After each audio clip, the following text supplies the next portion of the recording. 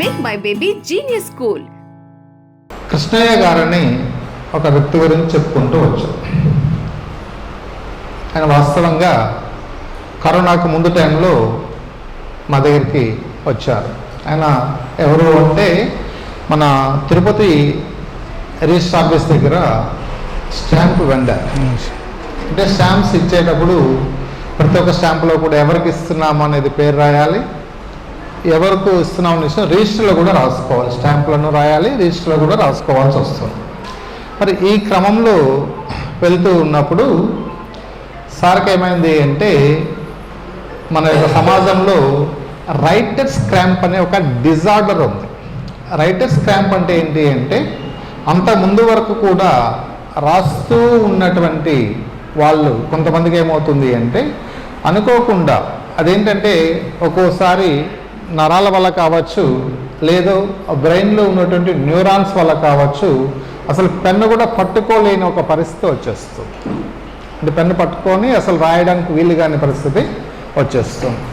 మరి ఆ విధంగా వచ్చినప్పుడు ఆయన యొక్క వృత్తి టోటల్గా ఏంటి అంటే స్టాంపు వెండారు కాబట్టి ఖచ్చితంగా రాసుకుందే వీలయ్యే అవకాశం లేదు.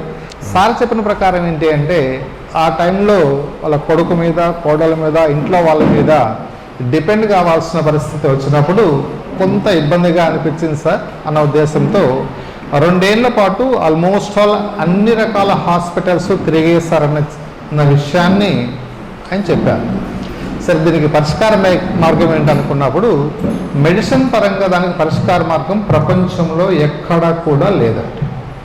అలాంటిది మన దగ్గర వచ్చిన తర్వాత 2 months టైంలో లెఫ్ట్ హ్యాండ్తో రాయడం నేర్పించాను. ఈ విషయం ముందుగా అనౌన్స్ చేస్తున్నాను. ఆ లెఫ్ట్ హ్యాండ్తో రాయడం నేర్చుకున్న తర్వాత రైట్ హ్యాండ్ కన్నా ఇప్పుడు లెఫ్ట్ హ్యాండ్తోనే చాలా అద్భుతంగా రాస్తున్నారు. అతని యొక్క వర్క్ ఏదైతే ఉందో ఆ వర్క్ మొత్తం కూడా కంటిన్యూ చేస్తున్నటువంటి పరిస్థితి ఉంది. కాబట్టి సార్ది కూడా ఒక్కసారి టెస్ట్ మొండలు తీసుకుందాన్న ఉద్దేశంతో ఈరోజు స్పెషల్గా ఇన్వైట్ చేస్తాము. ఎందుకంటే నోటి మాట చెప్పడమే ఏందో సార్ మీరు ఏదో చెప్తున్నారు, మేమేదో వింటున్నాం అన్న పరిస్థితి కాకుండా ఆ టెస్ట్ మొండల కోసము మీరు కూడా ప్రత్యక్షంగా చూస్తే బాగుంటుందన్న ఉద్దేశం కోసము సార్ ఒకసారి రమ్మన్నాను. ఆయన మాటల్లోనే ఒక్కసారి దగ్గర పేరెంట్స్ అందరికీ, స్కూల్లో ఉన్న పిల్లలందరికీ ముందుకు మూవ్ చేయండి. నా యొక్క నమస్కారాలు. రైట్ హ్యాండ్తో బాగా రాసేవాడిని. ఎన్నుకోని పరిస్థితుల్లో సడన్గా ఆగిపోయింది. అది కుడి చేతి రాయలేకపోవడం ఏంటో అనేది పరిస్థితి నాకైతే అర్థం కాలేదు. చెన్నైకి వెళ్ళాను, విజయవాడకి వెళ్ళాను, చెన్నైకి వెళ్ళాను, విజయ హాస్పిటల్లో అన్నీ తిరిగాను. 2 years దాని గురించి అన్నీ చూపించాను. ఎక్కడ కానీ సొల్యూషన్ ఎక్కడ కానీ దొరకలేదు. సరే చూసి తిరుపతిలో ఉన్న రవిశేఖర్ రెడ్డి గారు న్యూరాలజిస్ట్ సార్, ఆయన సార్ని కలిశాను. కలిస్తే అన్నీ తిరిగావు, దీని పరిస్థితి ఇంతే, ఇది ఒక మాట చెప్తానన్నారు.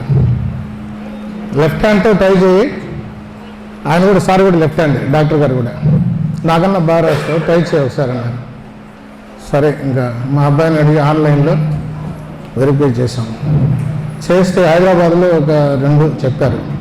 ఎందుకు తిరుపతిలోనే కూడా ఉంది సార్ భాస్కర్ రాజు గారు, ఒక లెఫ్ట్ హ్యాండ్తో నేర్పిస్తారు స్కూల్లో అని చెప్పారు. సరే మా అబ్బాయి అనుకున్న తడవే తీసుకెళ్ళి స్కూల్లో చెప్పి చేర్పించారు.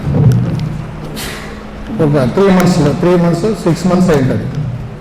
ఇప్పుడు నా పని నేను లెఫ్ట్ హ్యాండ్తో రాసుకుంటాను. కుడి చేత రాయలేను, కుడి చేతి కన్నా కూడా లెఫ్ట్ హ్యాండ్ బ్రహ్మాండంగా ఇప్పుడు నా వృత్తి నేను చేసుకోగలుగుతున్నాను ఏం ఇబ్బంది లేకుండా.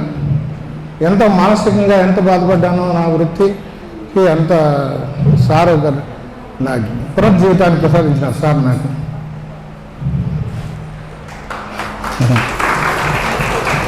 మాట్లాడలేదు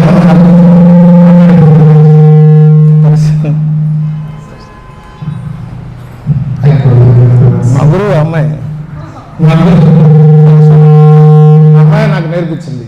కరోనా ముందు 2019లో 6 months స్కూల్కి వెళ్ళాను. పిల్లలతో కూడా స్కూల్లో కూర్చున్నాను, నేర్చుకున్నాను. అంటే నాకు తలుచుకున్నా ఈరోజు కూడా బాధగా ఉంది.